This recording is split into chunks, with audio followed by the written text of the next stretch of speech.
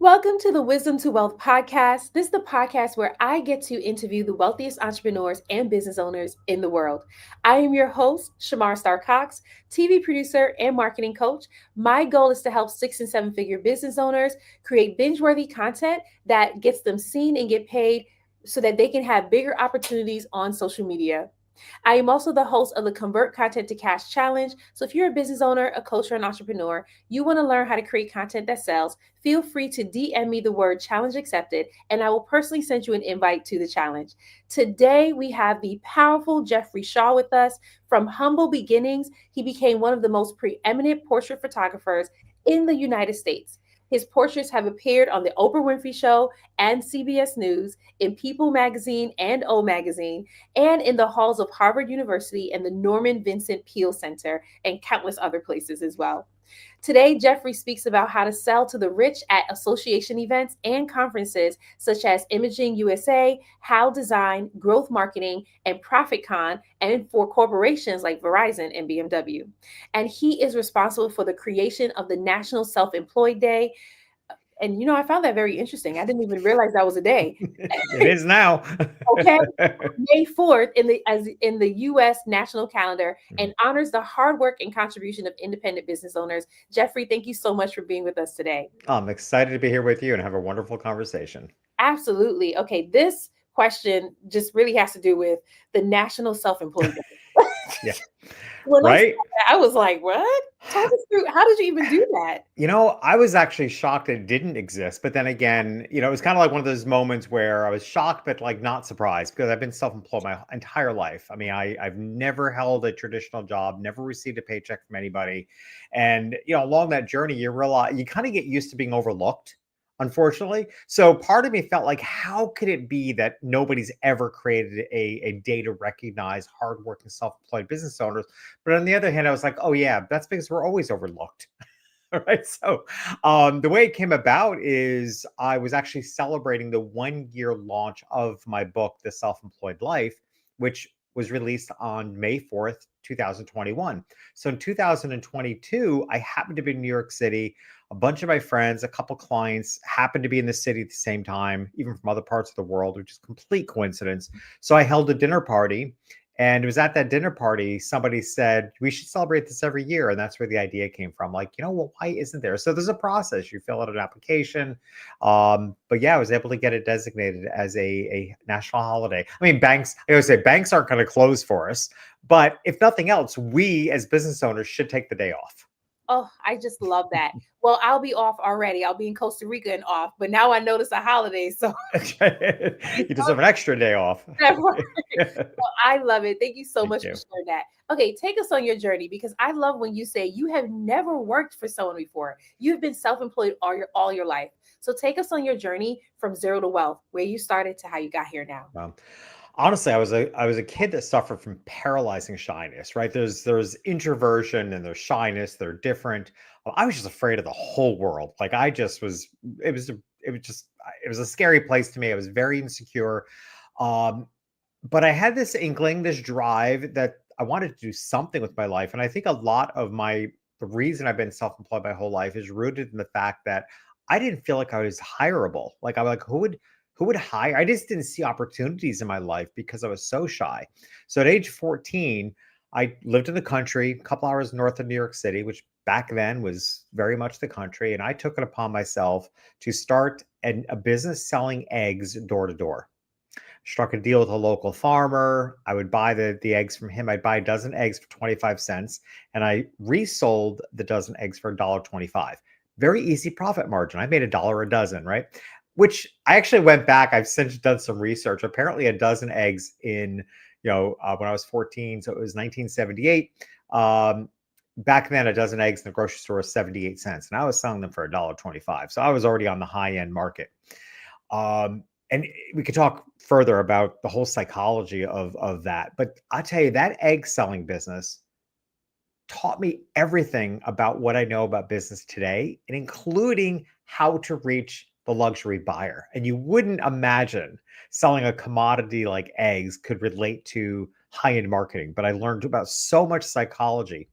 So did that for a number of years, actually sold the business to a neighborhood kid. And by age of 20, I went off to photography school and actually intended on being an architecture photographer because I didn't like people. I was afraid of them.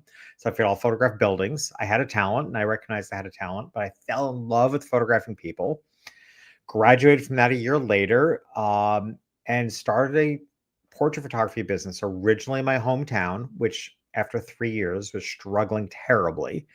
And that's when everything changed. I realized I don't care how skilled you are at selling. I don't care how much you believe in what you're doing. There wasn't a lack of skill. There wasn't a lack of ambition. I just was barking up the wrong tree. This was just not the right market for me. And that's when it became very clear to me, against all uh, signs of reality, it became very clear to me that I was meant to serve an affluent clientele. And I say it that way because I didn't come from that world. It makes no sense. I didn't understand them, but I just felt in my soul that these are the people I'm meant to serve. I felt like they would appreciate the quality and standard. I know I lived my life in this small country town at a much higher standard than people around me. So I needed to find people that understood that. And there you go. So by age of 23 is when I really feel like I reinvented my photography brand, going for the high end. It took off rather quickly. By my late 20s, I just had a very, very successful photography business and did that for 40 years. I actually just officially retired from photography about a year and a half ago. And along the way, for the past 15 years, started coaching, writing books, speaking. So, Oh, I just love it. And I love that you were like, this was just the wrong market for me. mhm, I talk to my audience, so I teach them same thing, like right message, wrong audience, you will not convert at yeah, all. And I like to use the example of Jesus because I like teaching Bible marketing secrets. But like with Jesus, when he was preaching in Nazareth, this was his hometown. He couldn't perform miracles there because people just didn't believe him. But when he went up the block to Cana, he performed so many miracles because the audience actually believed and they had faith. And that taught me a valuable lesson. It don't matter who you're talking to, if they are not the right audience, no, it will not convert. And so I love correct. how you understood that for you, which was like, no, I'm called to this people here, Yeah. right? Yeah. Let's talk about how, oh, no, sorry, go ahead. Well, I was gonna say, you're absolutely right. I didn't know that story in that way, but you can't. I was saying all the right things to the wrong people, but you also can't say the wrong things to the right people, right? So, but that's why I referenced it as barking up the wrong tree. Like that's how it felt to me. I'm like, I knew I had the talent, I had the drive, I had the ambition. I really felt clearly I was communicating from my heart, but they weren't getting it. They weren't getting it. I love that. And you didn't let it stop you. You just said, let me just change my audience. And when you Yeah. shifted your audience, you were able to see the increase because you recognize, like, this is my people. Yeah. But let's talk about this, right? Because this didn't only happen in your 20s, right? Like, you actually noticed something when you were selling the eggs. There was something specific that you did in order for you to actually get that high end market even at 14. Let's talk Yeah. through that a little bit. Yeah. So honestly, all my work today comes down to understanding the behavior and mindset of the people you're working with. And this is critically important in the luxury market and the high end because they are an intensely it's an intense psychology. And I try to stay shy away from the word psychology because I'm not a psychologist, so I don't want to step on anybody's toes. I focus on behavior and mindset, which comes from observation, empathy, like really putting yourself in their shoes. But they're intense. But the way I like to describe the luxury market is like the real world on steroids. Like everything's that much more intense. So I became very fascinated by the psychology of how we get people to buy. And here's the thing with psychology and understanding people is that it can be used for good, it can be used for evil. And we see it being used for evil in the world. And of course, my intention was always to use it for good, for empathy, for deeply understanding people. So at 14 years old, I just started noticing, and I'll tell you the story of one pivotal moment that will really illustrate this. This is when I realized the power of what I refer to now as evoking emotions. And the what you're trying to do there is evoke the emotions that your client wants to feel. it's an incredibly generous act. You can't possibly evoke the emotions that you understand your client wants to feel unless you understand them so well, you understand what they want to feel. So when I was selling these eggs, I was buying them from a farm and they were quite honestly full of chicken poop. So I would meticulously clean them off because it was gross. Until one week, I had this idea as I'm filling up the cardboard cartons of eggs. I was like, what if I left just a little bit of the chicken poop on the egg? I had a theory in my mind that I was testing, and my theory was it would evoke the emotion they wanted to feel. They wanted to feel that they were farm fresh. I mentioned earlier that I was charging $1.25 when the market at that time was 78 cents a dozen. The reason I was able to get away with charging more, I believe, had nothing to do with the fact it was door to door delivery, because I don't think that, I mean, they're going to the grocery store anyway. That wasn't the thing. The thing was that they were farm fresh. And quite honestly, that had particular influence in this community because it was a small country town a couple hours north of New York City, but it was the beginning of IBM. So my father was one of the first 90 employees at IBM. If you can, it's crazy, right? So most people in that area were New Yorkers. They were New York City folks that had moved up to the country. So they were, as far as they moved there for a job, but they were living in a strange planet as far as they were concerned. But so kitschy things worked. So farm fresh, kitschy, that really meant something. So when I tested this, I left just a little bit of the chicken poop on the eggs. Every single client had the same reaction. They opened up the dozen of eggs, they winced a little bit, and they said, well, I guess they're farm fresh. Every one of them. And that's when I realized, wow, the most powerful thing we can do in business is know our people so well. We understand what they want to feel, and we do what needs to be done and say what needs to be said to make them feel what they want to feel. It justifies the purchase. It justifies a higher price tag. It makes them feel good. It's so that was the beginning. At 14 years old, I realized how incredibly moving this was. And I mentioned earlier about how shy I was. This is what this is the only reason I was willing to be brave enough to do something like this, because I wanted to throw up in the bushes most of the time. It was so scary to me. But what kept me going was the thrill of exploration, the thrill of I just knew I was going to become a better person because I was learning how to understand people better. And to this day, this is how I teach today. This is how I teach luxury brands. I'm like, you have to deeply understand your people. And they're not all the same. There are common traits. I mean, in today's world, what people value today can change in 2 days because of a world global event. So it requires a constant understanding of people. And I think that's a beautiful human trait and would love to encourage more of it. Oh, I love that story. Like the fact that you just had that thought. Let me just put some chicken poop on here. And I tell this story, Samara. I tell this story from like stages at like really Right. high end luxury events. And at some point, I'm like, okay, trust me, this is going to lead somewhere, right? I mean, because they're thinking, why is this guy in a suit telling about chicken poop? I'm like, I learned something here. But that was the beginning of, and then, becoming a photographer by nature, by definition, being a photographer is being an observer. And that's what I loved the most about it. I liked photography, but I loved human behavior. I loved family dynamics. I loved getting through to people that were withdrawn. The whole nature of human behavior is what fascinates me the most. And the nice thing about being in business and being a service provider is that we have the opportunity so much more often than most people would have. And I just love the exploration of human behavior. Yeah, and I think that's so interesting because you started off like I was very shy. I was very shy. I didn't really like talking to people. And here you are, just understanding the emotions of people. What is it that they want to feel? And you didn't allow that to hinder you. Even when you were Yeah. saying that you didn't think you were hireable, this is a mindset that you had. But instead of you just going, I'll never work a day in my life, you just said, I'll work for myself. And it started so young. Where did that drive come from? That was just like, I'm just going to work for myself and I'm going to keep going. Mm. You know, and I'll challenge myself the way I challenge a lot of my clients, because I will often ask people this question, like, okay, if you're really honest with yourself, if you put aside any humbleness, humility that you've been taught, if you put that aside, Did you deep down know that there was something special about you? And it is so hard for so many people to say, yeah, if I'm really honest with myself, I will admit that. And this is where the idea for this came from. The idea to ask this question came from an interview where Oprah was interviewed.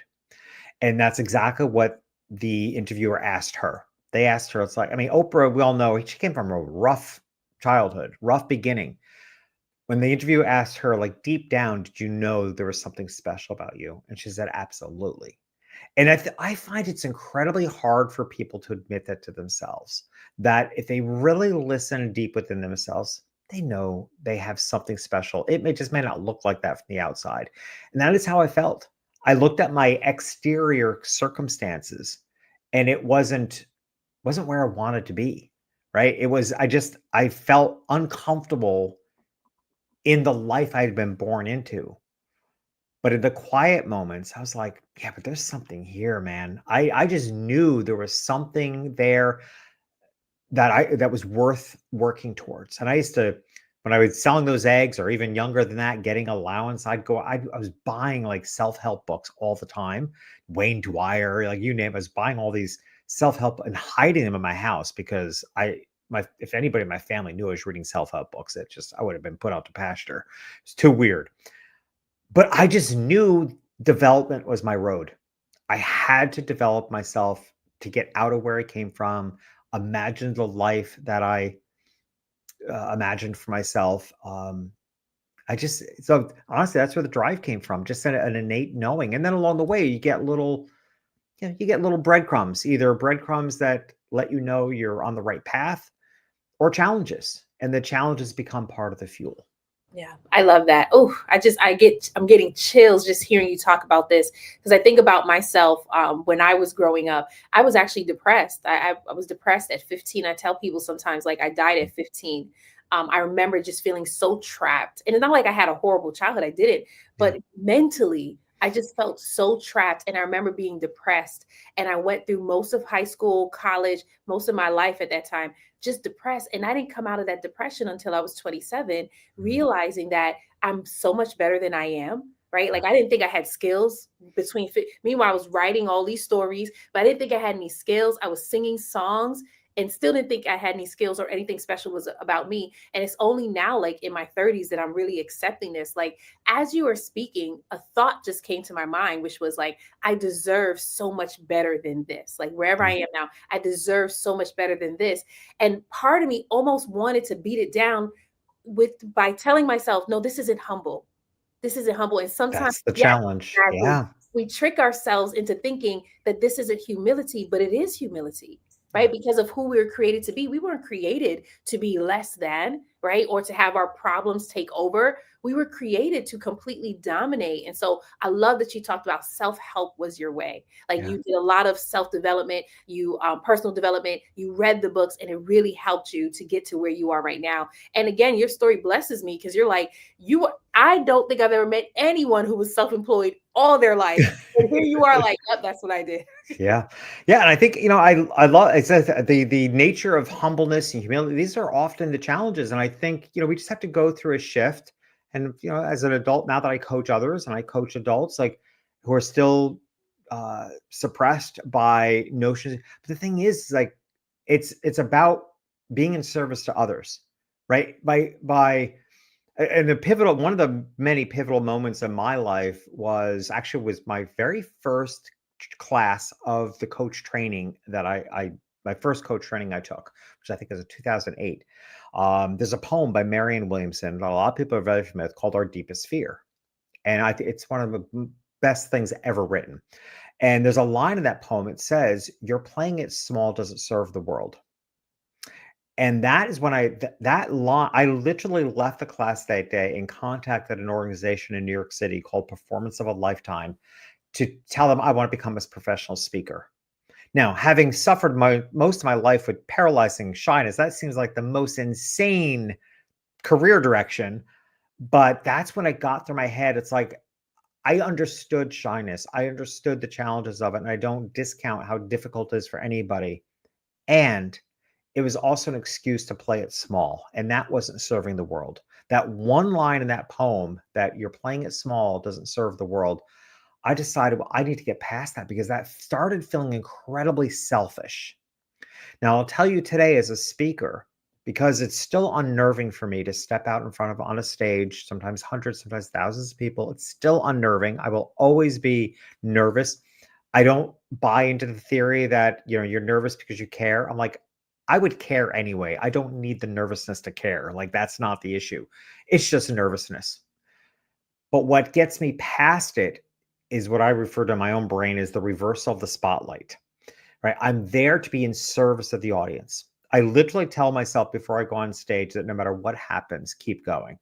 If the sound goes out, the visuals go out, if I fall off the stage, if my fly is down, if I wet myself, whatever, I don't know, just keep going. The sound, the AV and audio problems have happened. The other things have not. I almost fell off the stage once. Um, but it's just reversing the spotlight. And that's unfortunately a lot of times when we're stuck worrying about are we being humble enough? Are we being grateful enough? Are we embracing humility? At the heart of that, a lot of times that's a spotlight on ourselves. Where if you can reverse the spotlight and say, yes, and how can I get past that to be in bigger service to others? And that to me is what I have to do before every speaking gig. Because if I think about the spotlight being on me, I think about, am I perfect enough? Did I memorize my talk well enough? Is my hair okay? Are my clothes the right choices?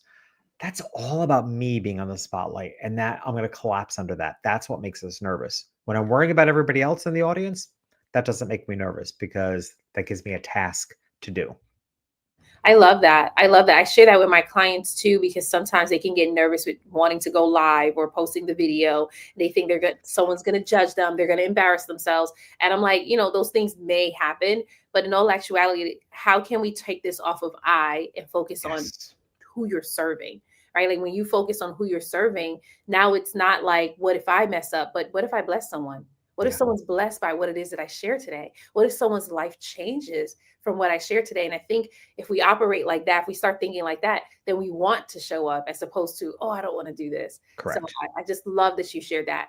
So let me ask you this question. You shared a couple of tips on like what it's like selling to the rich, focus on emotions, really honing in on what it is that they desire. So my question is, what's another tip that you can share when it comes to selling to the rich? Okay.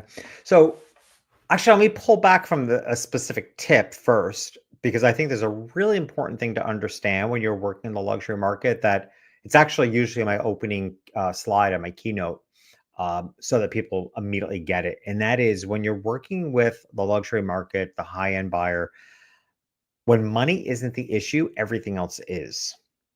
Okay, you have to really understand that first, because if you understand, like they're not living their lives bound by tight boundaries of money, as most of us are. So I'm not saying there's no boundaries, but they are broad. Okay, so that being the case, everything else matters more. For example, in most cases, they're not looking like, let's, I'll leave myself as an example. Portrait photographer. Um, my average sale, it was about $10,000.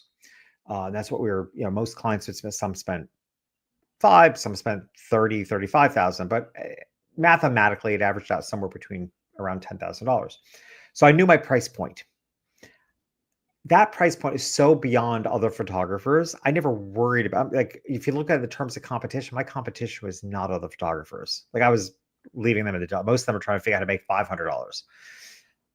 I thought, with this clientele, when money is an issue and everything else is, to them, the world is their oyster. So they're looking and saying, well, it's a $10,000 expenditure, which doesn't break their bank. But do we want family portraits? Do I want a new bracelet at the jewelry store? Do I want some more clothes, or do I want to go away for the weekend? So when money isn't a tight boundary for those that you serve, you actually have to be a better choice than all the choices they can make in their life. You're not just the best choice in the field. If that's the service they're looking for, you have to be the best choice amongst all the choices they can make. So you have to really understand. Yes, it's a tip, you could say, but I think it's a concept that you really have to understand. In a more concrete tip, which I think, when I was I caught up with a friend not too long ago, and she asked the best question as an author I think anybody's ever asked me. She's like, "Well, what's the surprise of the book? My book, Sell to the Rich." I was like, "That's a great question." And I thought about it. I said, the surprise of the book, I think that will be for most readers, is that I know the book is called Sell to the Rich, and it's intentionally named very bluntly. I want to get to the point because guess what? That's the way they are. They want you to get to the point. But it's also, what I think the surprise is that in order to sell to the rich, you have to get yourself in a better place. The tip being that you have to operate in clean energy, is how I refer to it. This clientele that you would like to serve is the most intuitive, highly perceptive. They've got their radar antenna up high. They know they will pick up on any lack of integrity, any mishandling, any ill intention. And I see this all the time. Why do a lot of people decide they want to cater to the luxury market? Because they think the roads are paved with gold. And if you energetically hold that, even if you think you're faking it, you're not. If you're energetically holding that, this highly perceptive clientele will smell that a mile away and you will get nowhere. So what you have to do actually, it's in fact right on the cover of the book, it's not the subtitle of the book, but at the top of the book, because I wanted to get this point across. The book Sell to the Rich. It's more than a business book. It's a call to greatness. You have to find your greatness. You have to find your highest level of integrity, your highest clean intentions. Because if that work isn't done, this highly perceptive clientele that you want to reach will feel that a mile away. And I could unpack, why is that? Well, one is that at some level of wealth, you're just a constant target. So they're used to the bad behavior. They're looking for it. They know all the signs and all the energetic feelings.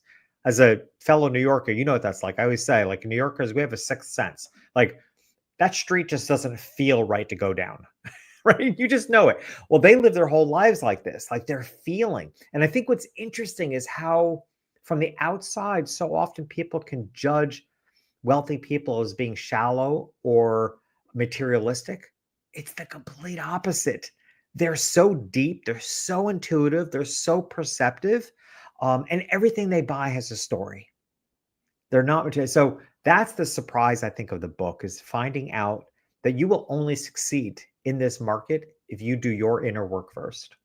Oh, I love it because it goes in line with just how you lived your life. You Mhm. took a lot of time just doing personal development and reading these books.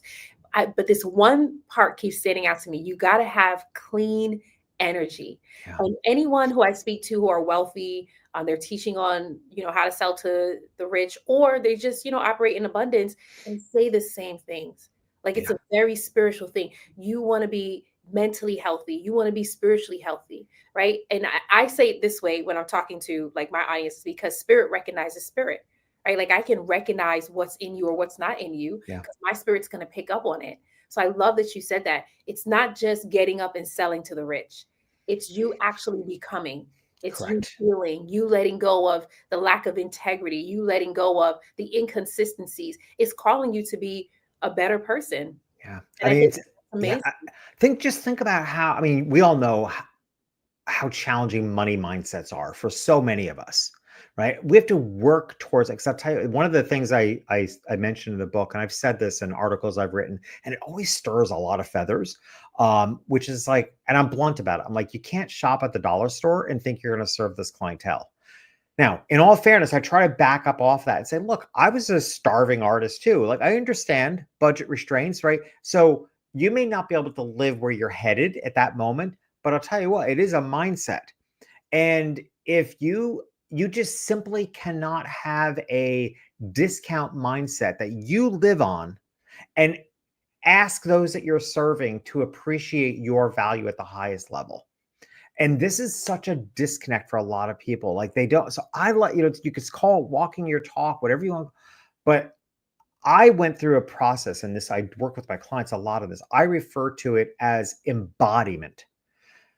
And you have to look at two ways. In one hand, you have to embody the person that you are capable of becoming. And on the other hand, you have to embody the lifestyle of those that you're serving so that you understand where they're coming from. But you have to you have to do that work to understand. Like I said, it's not fake it till you make it, because again, faking anything, this clientele will know that. And looking back, I think at the time, because I was 23 years old and young and not coming from that background, I think at that time, I felt like people didn't know where I came from. I felt like I knew how to dress well enough. I would borrow other people's car because if I had to go to somebody's house, my car was a jalopy. I felt like they, but looking back now, I'm like, you know what? Every one of them knew exactly where I was coming from and respected me anyway because they could tell I was clean.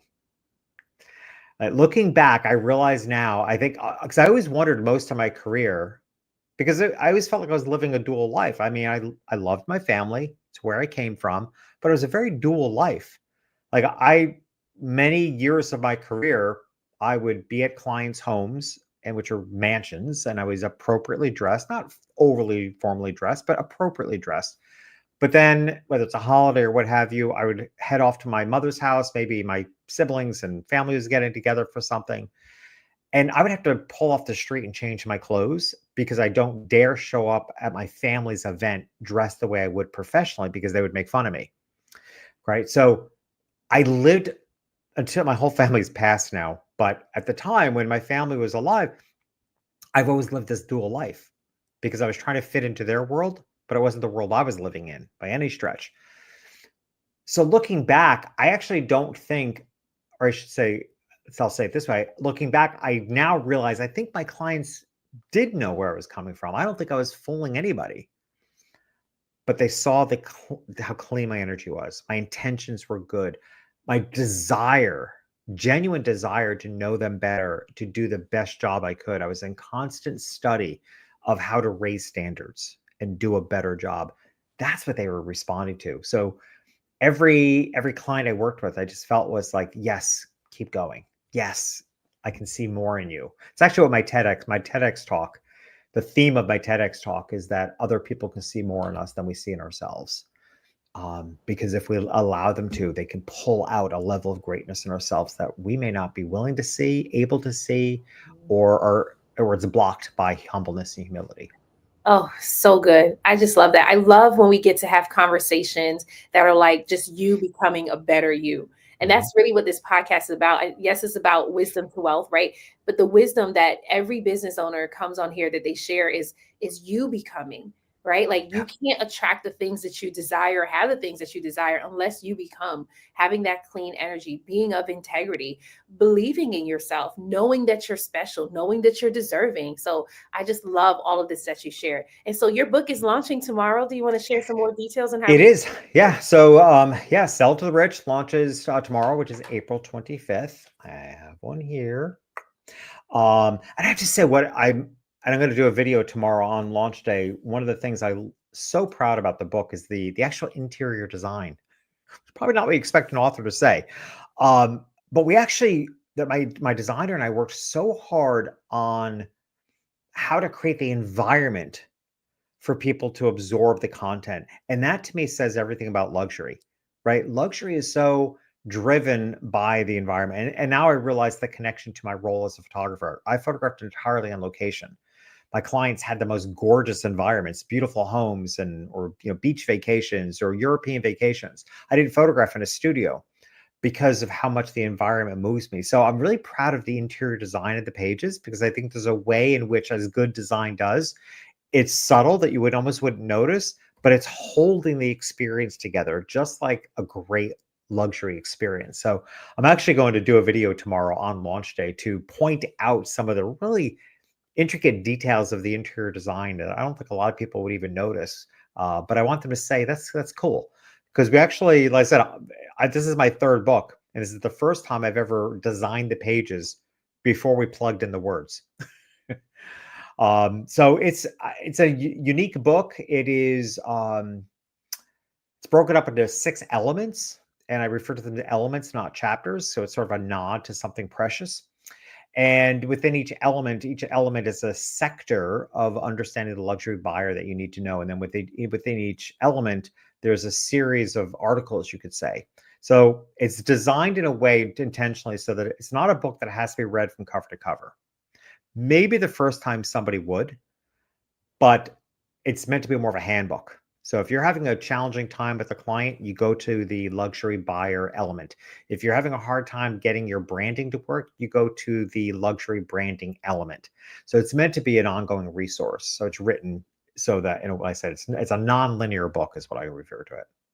I love that. And so people can get access. Should they just follow you to get access to it? How do you? It's every online reseller. Of course, the big guns, Amazon. I'm a big fan of bookshop.org if people aren't familiar with it, but they give 10% of proceeds back to independent bookstores. So I'm a big fan of that. But any place anybody buys books online, it will remain to be seen whether it ends up in brick and mortar stores, but you can walk into any brick and mortar store and order it because there's a central ordering system. And the URL is selltotherichbook.com. That's my own website page, which actually gives you links to some of the online sellers. So again, it's selltotherichbook.com. Love it. Awesome. And then let me ask you this one final question, which is, what is the one decision or shift you made in your business that really skyrocketed you to the next level? Interesting enough, it was hiring my first business coach, which was in 1999. And at that point, I was already doing incredibly well. I actually hired a coach because being self-employed and having a very successful business felt very lonely to me. Lonely in the sense that, you're surrounded by people, but lonely in the sense that I felt like the weight of the world was on my shoulders. Like I'm the only one making these major decisions that are going to affect the lives of my family as well as my employees' lives. And that was lonely to me. So I hired a coach, and it turned out to be just skyrocketed the business to the next level, which I wasn't even looking for another level. And it did so because of something he said on the very first call that I'll leave your listeners with. He had said, I was explaining to him that my business felt like a yo-yo, that in any given year, the volume would be up, but the average sale would be down. And the next year, the average sale would be up, but the volume would be down. And it had been that way consistent. I plateaued for like 3 years. And I had said to him, I said, if we could only get both things up at the same time, the business would go to a whole other level. And he said to me, and mind you, this is the first phone call with a brand new coach. I almost fired him on the spot. He said to me, well, you do know it's your fault, right? I'm like, excuse me? But I'm like, the point he was making, which I've embraced ever since, is that we often put our eyes on one thing, we take our eyes off another. And we need to retrain ourselves to try to figure out how to keep our eyes on all things. And yes, that's difficult and it's a big challenge. But I realized he was right. I was solving the previous year's problem, right? So if the previous year the volume was down, the next year I was concentrating on increasing the volume, but I took my eye off the average sale. So that changed everything. That awareness, I was like, oh, I just need to widen my view a little bit, keep my eye on everything. And then all of a sudden, volume was up and average sale was up and the business skyrocketed. What a powerful thing to learn so early on. Oh, Yeah. that's so amazing. It makes me think about driving. Like when you're driving, you can't only focus on what's in front of you. You have to look what's on the side of you. You have to look in Yes. the rear view. So you are driving, you're driving your business. So you Yep. have to pay attention to what's going on. So Absolutely. powerful. Thank you so much, Jeffrey, for being with us today. Your wisdom was such a blessing to us. For those of you who have joined us, thank you all for joining us as well. If you want to get access to Sell to the Rich, it's going to be launching tomorrow in all online bookstores. You can also head to the website, selltotherichbook.com. And of course, follow Jeffrey. You're on YouTube as well, right? I am. I'm not very active on YouTube. I feel like it's kind of older content, but I've got some ideas around. And by the way, so my current podcast is called The Self-Employed Life, but I'm launching a new podcast July 1st called Selling Luxury with Jeffrey Shaw. So there's the possibility of a relaunched YouTube in coordination with the new podcast. Perfect. Oh, I absolutely love it. Thank you for joining us today, Jeffrey. And thank you all for tuning in. Next week, we won't have any podcast episodes. We will be back again May 12th with some new podcast episodes. You all have a great day. Bye for now.